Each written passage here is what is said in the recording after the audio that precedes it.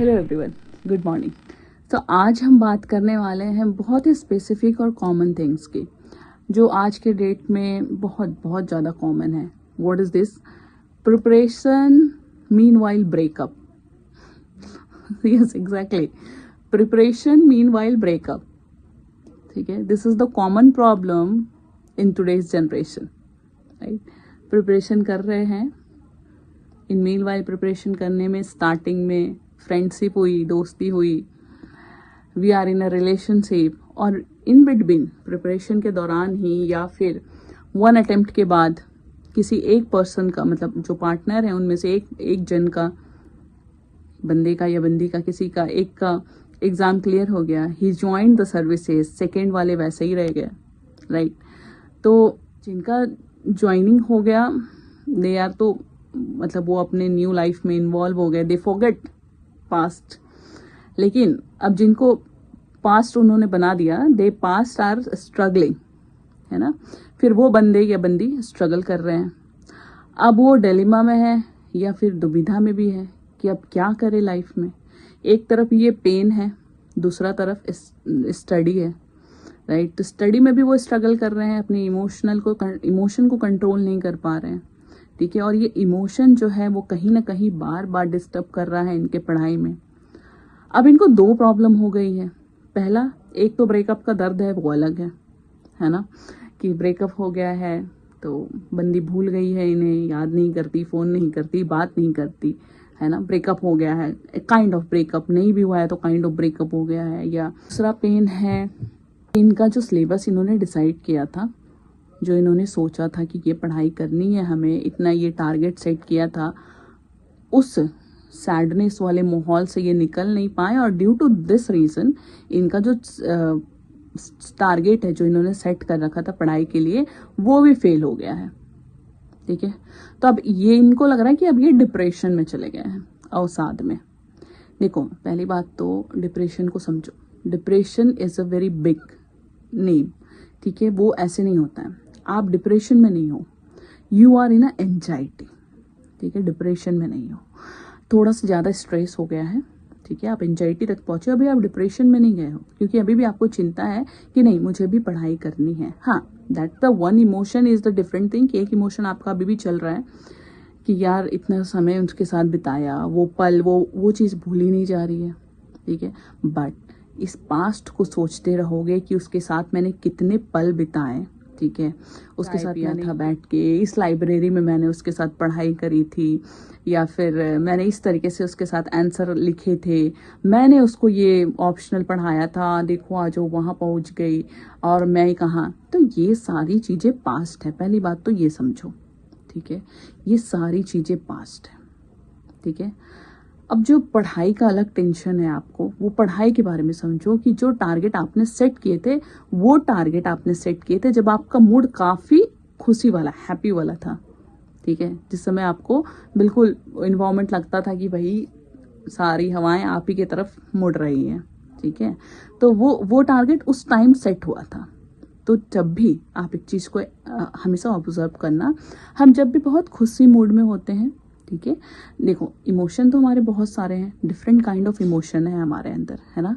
The only thing is that कि as a civil servant अगर आप तैयारी भी कर रहे हो तो आपको उस इमोशन को कंट्रोल करना आना चाहिए, ठीक है। आपको अपने पैटर्न को समझना चाहिए। जब आप अपने अंदर के पैटर्न को समझोगे, तभी आप फर्दर आगे दूसरे के पैटर्न्स को समझ के उसके अकॉर्डिंग डिसीजन ले पाओगे। जब आप अपने ही पैटर्न को नहीं समझ रहे हो, अपने ही सैडनेस वाले मूड में पूरे डूब गए हो, राइट, प्रिपरेशन नहीं कर पा रहे हो, तो फिर आप समझ पाओगे।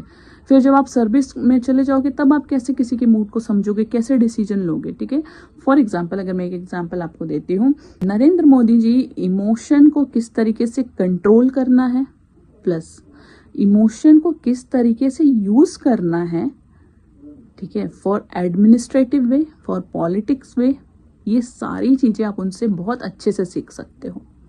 एग्जाम्पल, जब सिंदूर ऑपरेशन उन्होंने किया था, दे नो कि पूरी इंडिया जो है वो सैड में है ना, वो डूब गई है, पूरी भावनाओं को एकदम बह रहे हैं सबके। उस टाइम उन्होंने सिंदूर ऑपरेशन जो लॉन्च किया, तो तो उनको पूरे इंडिया का सपोर्ट मिला था। वाई?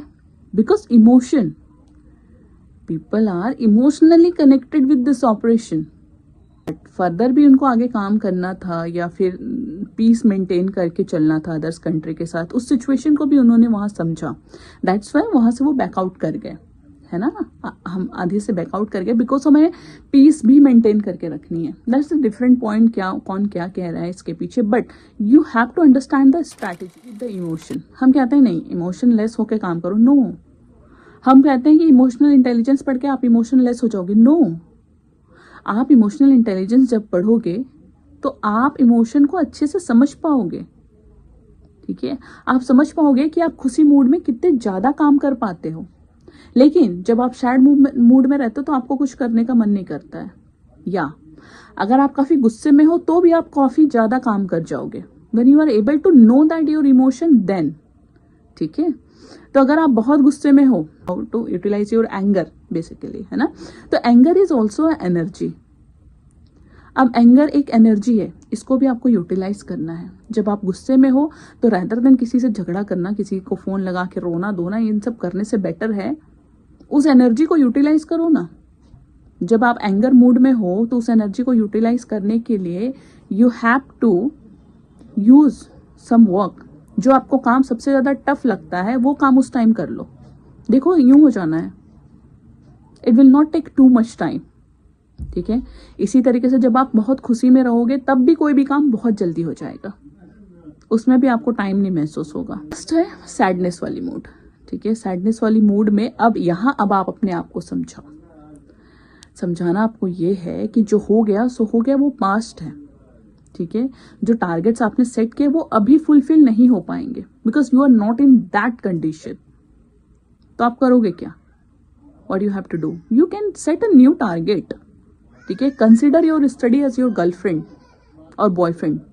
न्यूज़पेपर पढ़ने का in that time what you have to do that, एक पैराग्राफ पढ़ो छोड़ दो, ठीक है। Take a break so that की इंटरेस्ट रहे आगे क्या होने वाला है, फिर उसको बैठो पढ़ने के लिए, क्योंकि अभी आपके लिए यही स्ट्रैटेजी काम करेगी। तो उस पैटर्न को फिर से डेवलप करने के लिए पहले अपने अंदर इंटरेस्ट क्रिएट करो, ठीक है। फॉर एग्जाम्पल अगर आपने हिस्ट्री सेट करी है कि नहीं इस वीक मेरे को हिस्ट्री खत्म करना है, तो आज बैठ के आपसे 3 घंटे नहीं पढ़े जाएंगे if you are not in that mood.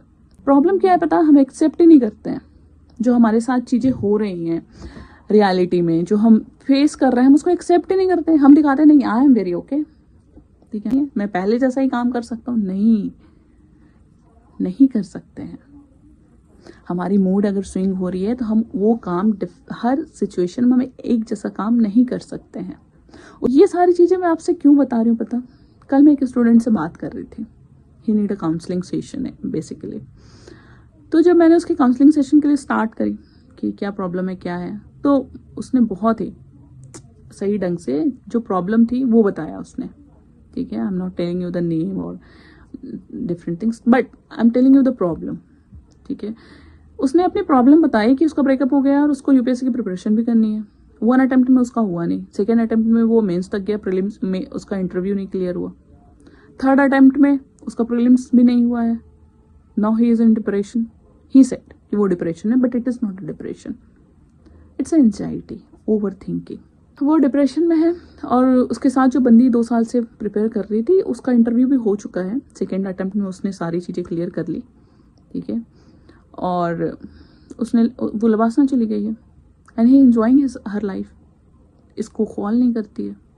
तो देखो इस कुछ कमी नहीं है, आप में कुछ भी कमी नहीं है, किसी में भी कोई कमी नहीं होती है। अगर आपके साथ वाला बंदा कहीं चला गया इट मीन्स कि उसको एक नया राह मिल गया है, नई मंजिल मिल गई है, नई सीढ़ी मिल गई है, इसलिए वो नीचे वाली सीढ़ी को छोड़ गया। जब आप नेक्स्ट सीढ़ी चढ़ते हो तो ऑटोमेटिक पीछे वाली सीढ़ी छूट जाती है, ठीक है। तो बस इतना ही है, दुनिया में कमी नहीं है आपके पैटर्न के लोगों की। डेफिनेटली वो आपके पैटर्न के लोग आपको मिल जाएंगे जब आप उस लेवल पे पहुंच जाओगे तो, ठीक है। तो इस बात को अपने दिमाग में बैठाओ कि आप में कोई कमी नहीं है, सेल्फ कॉन्फिडेंस कहीं भी कम नहीं हुआ है आपका, सेल्फ वर्थ भी नहीं कम हुआ है, डाउट मत करो अपने ऊपर। हाँ, जो टारगेट आप सेट कर रहे थे वो नहीं कंप्लीट हो रहा है तो उस टारगेट को सेट करने के लिए न्यू टारगेट बनाओ। अभी आप उस पर वर्क नहीं कर पाओगे, आप अभी उस पर वर्क नहीं कर पाओगे, तो what do you do that, आप काम करो, न्यू टारगेट सेट करो, थोड़े थोड़े मिनट्स पढ़ो, 15 मिनट्स पढ़ो, उसको इंक्रीज करके 30 मिनट्स करो, उसको फिर 45 मिनट्स करो, ठीक है। इस तरीके से करके उसको सेट करो और अपनी पढ़ाई को फिर से शुरू करो। सोचो कि आप अभी अभी फिर से न्यू प्रिपरेशन कर रहे हो, न्यू तरीके से आप प्रिपेयर कर रहे हो, ठीक है। इन बिटवीन दिमाग फिर से चला जाएगा कहीं और, ठीक है, फिर से कहीं किसी दुनिया में खो जाएगा, उसको पकड़ कर लाओ, खींच कर लाओ, और जो भी दिमाग में इंस्टेंट आ रहा है सोचने के लिए, उसको एक अपने पास कॉपी रखो, डायरी रखो, ठीक है, उसमें लिख दो उस थॉट को।